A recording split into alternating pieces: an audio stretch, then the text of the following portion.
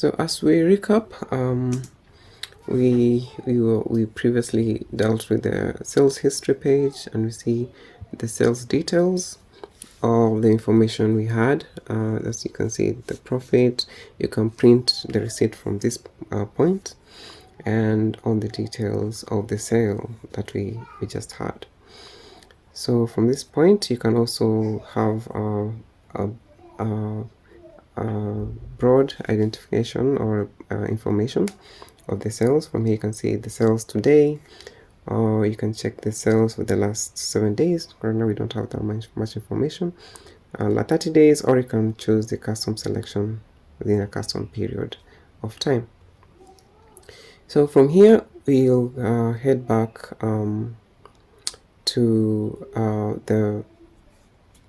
the drug master list, and here I'm going to update some few drugs, and then it's going to be easier heading forward. For example, activating ibuprofen, that's another common drug.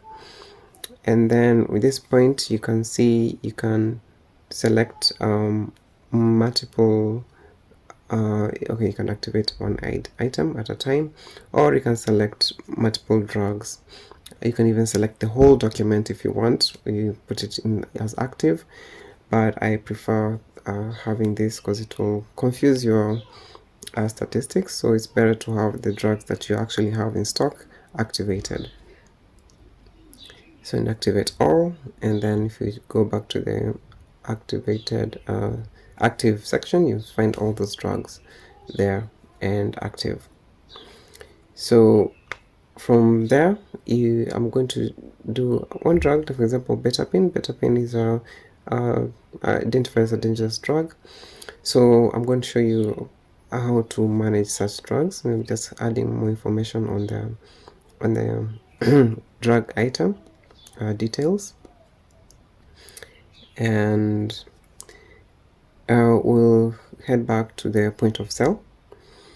So for you to see how dangerous drugs are registered. So in this case, we go back to the point of sale page, and then you will see betapin, of course, with stock of 150 drugs. So yes, once you just press add, and if it's a dangerous drug, it will trigger this register for you to register the patient name, the OP, that's the OP number, prescriber, and of course these other details. So you save and continue to sell. You identify that you have the DD, that's the dangerous drug register. You can also edit it at the top and have all this information. You can add the drug from that bit. You can type it, or you can press the plus or minus, and then to add the drugs. At this point, you can, of course, you see the subtitle. You can also add the patient as a loyalty patient. You can also include a discount.